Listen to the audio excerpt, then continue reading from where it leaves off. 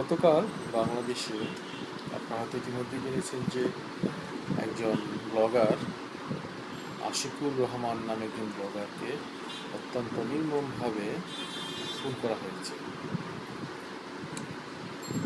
কারা করেছে, কী কারণে করেছে সেটা অবশ্যই আমাদের আইন শৃঙ্খলা রক্ষাকারী বাহিনী খুঁজে বের করবেন আমরা আশা রাখি, এবং যারাই জড়িত তাদেরকে অবশ্যই এই নির্মম হত্যাকাণ্ডের জন্য বিচারের সুপর্দ করবেন।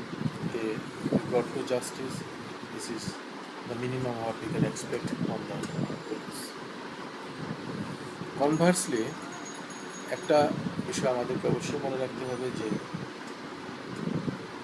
অ্যাজ এ সিটিজেন হিসাবে আমাদের যেমন স্বাধীন মতামত প্রকাশের অধিকার রয়েছে, তদ্রূপ এই মতামত প্রকাশের স্বাধীনতাটা অবাধ নয়।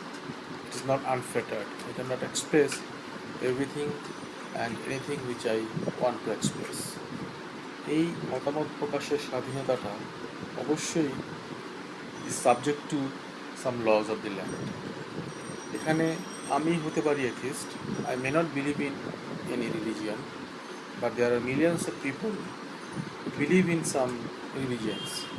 And তারাও এই দেশের নাগরিক, তাদেরও অধিকার আছে যে ধর্ম পালন করা, এই ধর্ম প্র্যাকটিস করা। সেক্ষেত্রে আমি যদি তাদের ধর্ম পালনকে অপছন্দ করি, আমি ধর্ম বিদ্বেষী হই, সেটাতে আমার অন্যান্য মানুষের কোনো সমস্যা নেই, যদি না যতক্ষণ না পর্যন্ত আমি তাদের ধর্মীয় অনুভূতিতে আঘাত না দিই।